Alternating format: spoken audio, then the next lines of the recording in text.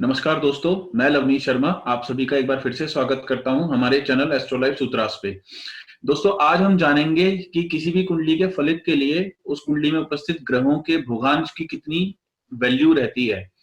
और इसी टॉपिक के ऊपर आज हम चर्चा करेंगे कि जैसे कोई भी प्लेनेट है वह 28 डिग्री पे है, उसको मृत अवस्था में बोला जाता है। और कोई प्लेनेट है जो 0 डिग्री पे है या 1 डिग्री पे है, उसको बाल अवस्था में बोला जाता है। और कहते हैं कि उसके जो रिजल्ट है वह अपने अच्छे या बुरे फल देने में थोड़ा सा कहीं ना कहीं कमजोर रह जाता है। और इसी की चर्चा को आज हम बढ़ाते हुए मैं श्री नितिन कश्यप जी, और जो कि दिल्ली में बहुत सालों से एस्ट्रोलॉजी को पढ़ा रहे हैं और इसका प्रचार कर रहे हैं एस्ट्रोलॉजी का। सर नमस्कार। नमस्कार लवनीश जी। ग्रहों के भोगांश बहुत मैटर करते हैं, इसमें कोई दो राय है नहीं। और आपने यहाँ पर ये भी बोला कि 28 डिग्री पर जो ग्रह होते हैं वो ग्रह रिजल्ट देने में सक्षम नहीं रहते। देखिए यहाँ ना दो कॉन्ट्राडिक्टी थ्योरी है जो ग्रंथों में लिखी है और सेम ग्रंथों में लिखी है। पहली चीज ये, अगर हम बाल अवस्था, मृत अवस्था, युवावस्था वाला कॉन्सेप्ट फॉलो करें तो वो ये कहते हैं उस कॉन्सेप्ट के अनुसार कि अगर कोई ग्रह 0 से 6 डिग्री का है विषम राशि में, 1, 3, 5, 7, 9, 11 में किसी ग्रह की डिग्री 0 से 6 है तो वो बाल अवस्था में होता है। और बाल अवस्था का ग्रह अपना 1/4 रिजल्ट दे पाता है, चतुर्थांश दे पाता है, मतलब 25% ओनली। 25%, राइट। और वही जो ग्रह विषम राशियों में 24 डिग्री से 30 डिग्री के मध्य होता है उसे मृत अवस्था में कहा गया है। और बृहत्पराशर होरा शास्त्र में मेरे ख्याल से चैप्टर 47 में है ये, श्लोक नंबर 3 में, कि अगर कोई ग्रह मृत अवस्था में है तो वह अपना रिजल्ट बिल्कुल नहीं दे पाता, शून्य लिखा है। ठीक है, अब ये कॉन्सेप्ट हुआ, अब पढ़ा भी हमने। और सम राशि में इसे उल्टा कर दिया जाता है। सम राशि में कहते हैं कि जो 0 से 6 डिग्री है वो मृत अवस्था की है, और जो 24 से 30 डिग्री है, 0 से 6 डिग्री मृत अवस्था है और 24 से 30 आपका बाल अवस्था है, वहां पे वो 1/4 रिजल्ट दे पाएगा। ये तो एक कॉन्सेप्ट हुआ। दूसरा, अगर हम जब जैमिनी पढ़ते हैं तो हम ये देखते हैं कि जैमिनी में जो सबसे ज्यादा डिग्री वाला ग्रह होता है उससे हम आत्मकारक कहते हैं और कहते हैं कुंडली में उसकी बड़ी इंपॉर्टेंस है। अब एक जगह हम कह रहे हैं कि वो रिजल्ट नहीं देगा, क्योंकि आप खुद सोचिए, ये जो 24 से 30 डिग्री वाला जो जोन है आत्मकारक का, उसमें होने की संभावना बहुत ज्यादा है, क्योंकि सबसे ज्यादा डिग्री होगी तो मोस्ट प्रोबेबली वो उसको टच कर जाएगा, 24 से 30 के बीच में आएगा। एक जगह तो हमने उसे ये कह दिया कि ये ग्रह आत्मकारक है और ये कुंडली में बहुत महत्ता रखता है, और दूसरी जगह हमने उसे ये कहा कि ये अब रिजल्ट नहीं देगा। तो ये दो कॉन्सेप्ट कॉन्ट्राडिक्ट कर गए। एक और बड़ी इंपॉर्टेंट बात है, हम नवांश कुंडली को बहुत महत्व देते हैं, चाहे वो उत्तर भारत में देखे चाहे दक्षिण भारत में। नवांश कुंडली एक बहुत इंपॉर्टेंट, आप कह सकते हैं फलित का एक की फीचर है, बिना उसके प्रिडिक्ट नहीं किया जाता। और जब हम नवांश ड्रॉ करते हैं, जिन लोगों को नवांश बनाना आता होगा हाथ से उन्हें पता होगा कि चर राशियों में 1, 4, 7, 10 राशि में जब ग्रह 0 से 23 डिग्री के बीच में होता है, ठीक है, तो वो वर्गोत्तम हो जाता है, और वर्गोत्तम ग्रह अपना पूर्ण रिजल्ट देता है। अब अगर हम नवांश वर्गोत्तम वाले कॉन्सेप्ट पर ध्यान दें तो हमें ये जो दूसरा कॉन्सेप्ट है जो बाल अवस्था वाला, जो कहता है 25% ही रिजल्ट देगा, उन दोनों में हमें कॉन्ट्राडिक्शन दिखता है ना, कि एक तरफ तो आपने कह दिया वो चतुर्थांश देगा, दूसरी तरफ वो ऐसा होगा। इसी तरह द्विस्वभाव राशि 3, 6, 9, 12 राशि में जो भी ग्रह 26 डिग्री 40 मिनट से ऊपर बैठे हैं वो सारे वर्गोत्तम हो जाते हैं, और फिर वही प्रिंसिपल वर्गोत्तम ग्रह अपना पूर्ण रिजल्ट देता है। तो फिर यहाँ पर हम कैसे कह दें कि वो मृत हो गया या वो बाल अवस्था में हो गए? तो ये एक बड़ा, आप कहो कि संशय रहता है, या जब तक हम प्रिडिक्शन या फलित नहीं करते तब तक हमें समझ में नहीं आता कि इस प्रिंसिपल को लगाए कैसे। जबकि सर 0 डिग्री को देखने में या 28 डिग्री को देखने के बाद में लोग, बहुत से लोग, इनफैक्ट मैंने भी देखे हैं, आपने भी देखे होंगे, और भी जो हमारे व्यूअर्स हैं उन्होंने भी देखे होंगे, कि वो कहते हैं कि इस कुंडली में ज्यादा जान ही नहीं है। और जबकि अगर प्लेनेट वर्गोत्तम हो गए तो उससे ज्यादा जान किसी में नहीं है। बिल्कुल बिल्कुल आप सही कह रहे हैं। मैं तो खैर इस स्टेटमेंट के बिल्कुल अगेंस्ट हूँ। अगर कोई कहे कि 28 डिग्री पर ग्रह आ गया और उसकी वजह से उसमें जान बिल्कुल नहीं रही, तो ये कॉन्सेप्ट नहीं है, बिल्कुल गलत है। क्योंकि अगर हम फलित करें तो हम ये देखते हैं कि चर राशि का प्रथम नवांश वर्गोत्तम होता है और द्विस्वभाव का लास्ट नवांश वर्गोत्तम है।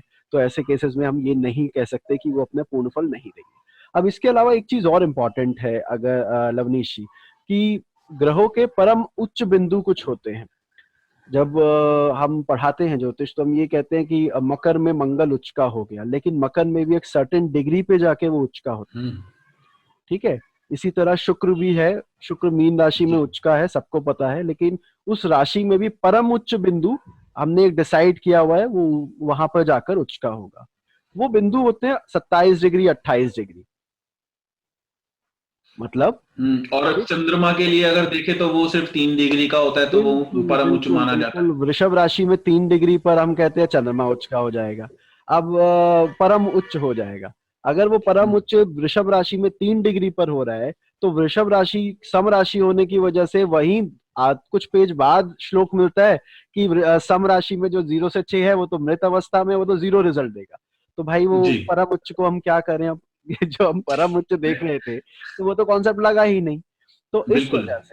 इस वजह से ये जो 0 से 6 और ये आपने जो बिल्कुल सही कहा 24 से 30 वाला जो है, वो ऐसा एक पार्ट है जिसके बारे में बहुत भ्रम या अलग अलग लोगों की अलग अलग ओपिनियन है। और हम यहाँ पर किसी को भी गलत नहीं कह सकते, क्योंकि मान लीजिए मैं कह देता हूँ कि नहीं, ये बाल अवस्था मृत अवस्था वाला कॉन्सेप्ट बिल्कुल नहीं लगता, तो भाई दिया तो ये वो उसी किताब में है, बृहद पराशर होरा शास्त्र में, जिसमें ये भी बताया गया है कि वर्गोत्तम में क्या होने वाला है। तो मेरा ये अपना अनुभव है कि ये जो बाल अवस्था और मृत अवस्था वाला है कॉन्सेप्ट है, इसको ऐसे सीधा अप्लाई नहीं करना चाहिए, इसमें रिजल्ट नहीं मिलता। और एक और जो बहुत इंपॉर्टेंट बात है, जब भी कभी पत्रिका देखें फलित करने के लिए, आप कुंडली उठाएं और आप प्रेडिक्ट करना चाह रहे हैं, आप लगन की डिग्री पे सबसे ज्यादा ध्यान दीजिए। अगर आपके लगन की डिग्री मान लीजिए 3 है, तो सॉरी, मान लीजिए आपके लगन की डिग्री 3 है, तो जो भी ग्रह 3 डिग्री के आसपास बैठा होगा कुंडली में, वो अपना पूर्ण फल देने में सक्षम है। लगन की डिग्री बहुत इंपॉर्टेंट होती है। इसी तरह अगर आपके लगन की डिग्री 27 है, 28 है, 25 है, जो भी है, उससे 3 डिग्री आगे पीछे जो जो ग्रह बैठे होंगे, वो अपना पूर्ण फल आपको देंगे। ठीक है। तो यहाँ जी। पर ये जो डिग्री का कॉन्सेप्ट है, दो तरह से हम देखते हैं। एक तो होता है राशि बल, एक होता है भाव बल। तो जो भाव मध्य है, या जो हम कहें लगन की डिग्री है, उसके आसपास जितने लोग होंगे, जितने प्लैनेट होंगे, वो अपना पूर्ण रिजल्ट देंगे। तो जब कभी पत्रिका देखें तो इसको जरूर देखें। मैं एक एग्जाम्पल के साथ आपको इस चीज को बताता हूँ। ये पत्रिका है 11 नवंबर 1993 की, और कानपुर का इनका जन्म है। अब इस पत्रिका में इनका अगर आप शनि पे ध्यान दें, तो शनि 1 डिग्री का है कुंभ राशि में। अब इस जातक ने ये प्रश्न किया जब ये कुंडली दिखाने आए कि सर, मेरी कुंडली में मेरा लग्नेश केवल 1 डिग्री का है, तो और वो भी आप देख रहे हैं यहाँ पे विषम राशि का है, तो उन्होंने कहा बाल अवस्था में हो गया सर, मेरे शनि तो फल दे नहीं पाएगा, मेरा लग्नेश तो कमजोर हो गया। अच्छा। तो मैंने कहा भाई साहब, आपका शनि ये 1 डिग्री में होने की वजह से ही नवांश में उच्च का बैठा है, और इस वजह से वो पूर्ण फल देने में सक्षम है। ठीक है। और उन्होंने भी इस बात को माना कि एक बल होता है जिसे हम विंशोपक बल कहते हैं, कि प्लेनेट डिफरेंट डिविजनल चार्ट में कितनी स्ट्रेंथ अचीव कर रहा है। वहां पर क्योंकि इस कुंडली में जैसे अगर आप ध्यान दें, लगन कुंडली में शनि कुंभ राशि का है, यानी कि अपने घर का, अपनी मूल अपने त्रिकोण घर का राशि में है। विराजित है, और नवांश में वो उच्च का है। तो विंशोपक बल इसका करीब 17-18 आ रहा था। तो अब 17-18 आने का अर्थ ये है कि ये ग्रह बहुत बली है। ऐसे में सिर्फ वो 1 डिग्री की होने की वजह से हम बाल अवस्था में कह के, जैसे अभी आपने बहुत अच्छा पॉइंट रखा कि लोग कहते हैं कुंडली में जान नहीं है, ये बिल्कुल सिरे से नकारने वाली बात है। कुंडली बहुत स्ट्रांग है अगर आपका लग्नेश बली है, सीधा सा नियम है। और कम डिग्री के होने की वजह से ही वो यहाँ पर बली हुआ है। राइट। अच्छा, लगन की डिग्री अगर आप यहाँ नोटिस करें तो वो 2 डिग्री है। 2 डिग्री की है।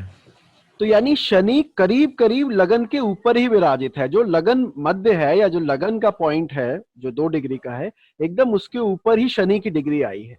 इसका अर्थ यह है लग्नेश लगन में पूर्ण रूप से विराजित है, तो it should give him very good result.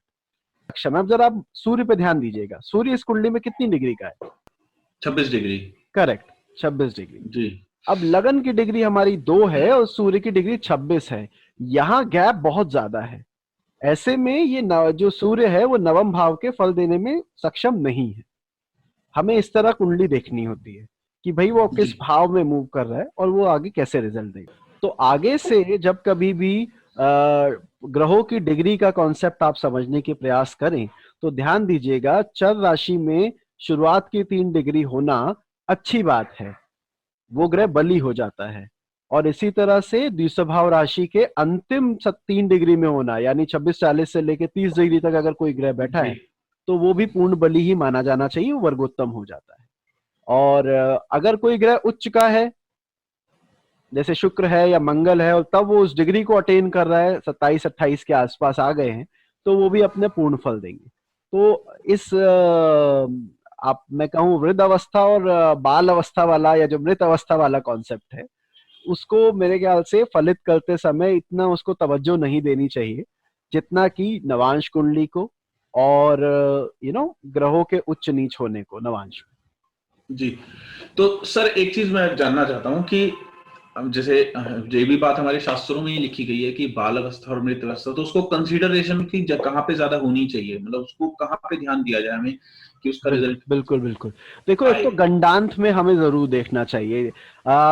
हमें पता है अग्नि तत्व राशि जो 1, 5, 9 राशियां हैं और जो जल तत्व राशि 4, 8, 12 राशि है, जलीय राशि के आखिरी डिग्री गंडमूल नक्षत्र में आती है।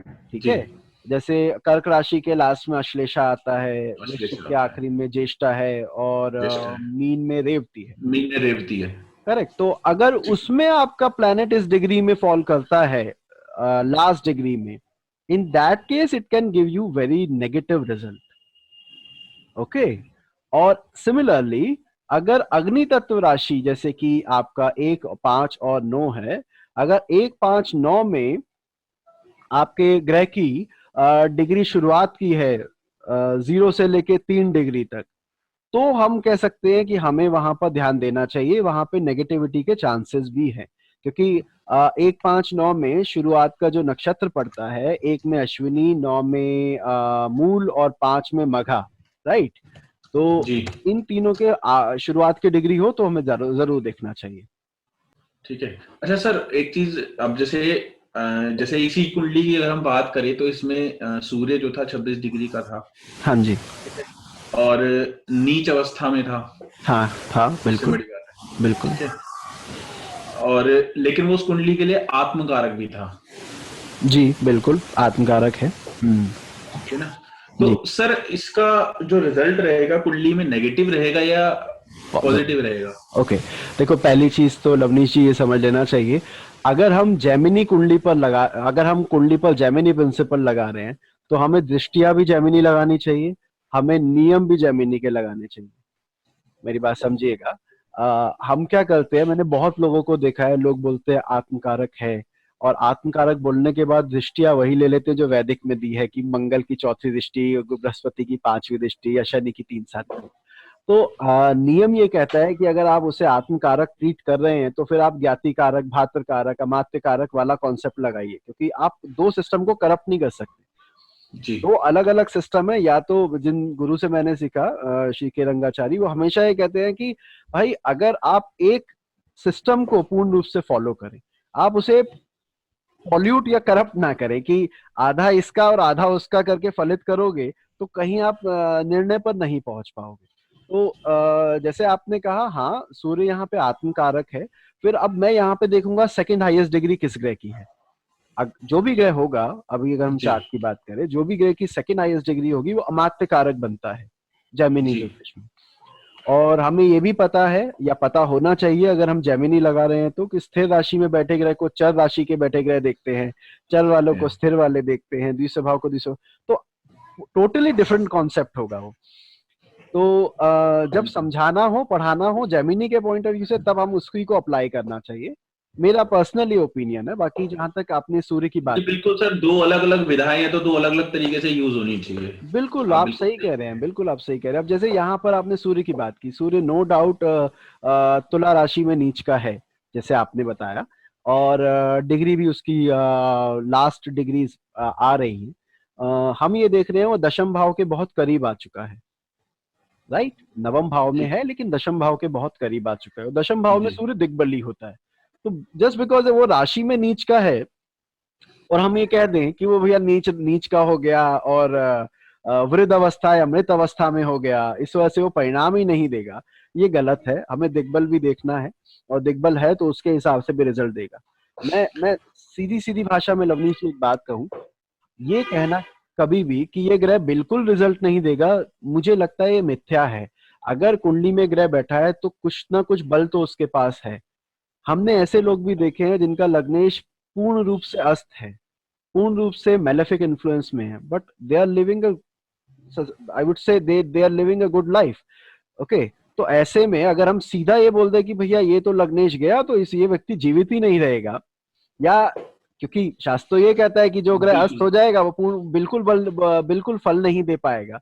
और ऐसे में यदि लग्नेश ही अस्त हो जाए, या लग्नेश ही आप वृद्ध अवस्था में, मृत अवस्था में आ जाए, तो उसे तो देना ही नहीं चाहिए रिजल्ट। बिल्कुल। ऐसे में तो सर मैं ये कहूंगा कि अच्छा हुआ इस कुंडली को आपने देखा, कोई और देखता तो नहीं नहीं नहीं, ये तो थोड़ा खैर सा। बहुत बहुत बड़ी बात हो जाएगी। मैंने हाँ, देखा, मेरे से बहुत अच्छे अच्छे लोग बैठे हैं और वो देखकर अच्छे से बता सकते हैं। लेकिन हाँ, नहीं आपकी वैसे बात, मैं सर हाँ जनरली एक बात कह रहा हूँ कि अगर जैसे इस कुंडली को मैं कहता हूँ मैं ही देखता, तो मैं ये कहता कि भैया आपका लग्नेश बहुत कमजोर है, आपको लाइफ में किसी भी चीज को अटेन करने में बहुत मेहनत करनी पड़ेगी, ऐसा करना पड़ेगा वैसा करना पड़ेगा। और अगर लेकिन दूसरे पॉइंट से अगर हम देखें, जैसे आपने शुरू में बताया कि भाव चलित इसके ऊपर अगर लगाएंगे तो उसके हिसाब से जो सूर्य है वो सच में दिग्बली ही हो रहा है। जी, बिल्कुल दशम भाव में बिल्कुल पहुंच ही जाएगा अगर उस पे भाव चलित लगाएंगे तो। बिल्कुल। मैं एक बात और लवनीश जी कहूंगा, जो सॉफ्टवेयर आपका षटबल कैलकुलेट करके देते हैं, जो स्थान बल दिग्बल दिखाते हैं, अगर आप उसमें इसी चार्ट को डालेंगे तो आप देखेंगे कि आउट ऑफ 60 इस केस में जो सूर्य है उसके करीब करीब 55 से लेके 58 के बीच में बिंदु होंगे, जो कि 60 में से 55 58 नंबर किसी भी हालत में बुरे नहीं कहे जा सकते। फिर तो तो बहुत अच्छे हुए। हाँ, बिल्कुल बिल्कुल, तो इस तरह हमें देखना चाहिए। जैसा देखा आप लोगों ने दोस्तों कि नितिन जी ने हमें बहुत अच्छे से एक चीज को समझाया कि 0 डिग्री या 28 डिग्री बाल अवस्था में किसका कहाँ पे इस्तेमाल करना चाहिए, कहाँ नहीं करना चाहिए। बेसिकली फलित में अगर हम देखें तो हमें उसके नमांश को देखना ज्यादा जरूरी है, बजाय इसके कि ये बाल अवस्था में है या मृत अवस्था में है। बाल अवस्था मृत अवस्था नितिन जी हमें बहुत अच्छे से बताया कि कहाँ पे उसका देखना सबसे ज्यादा जरूरी है, जैसे कि गंडांत हो गए। तो अब मैं आशा करता हूं कि आपको हमारी ये वीडियो पसंद आई होगी, और आपका जो भी आपके मन में कोई सजेशन हो या कोई सवाल हो वह हमें कमेंट बॉक्स में जरूर डालें, और हमारे वीडियो को लाइक करें, शेयर करें, और हमारे चैनल को भी लाइक करें, और उस बेल आइकन को जरूर टिक करें, जिससे कि आपको आने वाली बाकी सभी वीडियोस के बारे में अच्छे से पता चलता रहे। इसी के साथ मैं नितिन जी आपसे विदा लेता हूँ और आपको नमस्कार करता हूँ। सर नमस्कार, जय श्री राम। और जल्दी आपसे मिलने की दोबारा गुजारिश करता हूँ। जी जी, ठीक है सर। बिल्कुल बिल्कुल।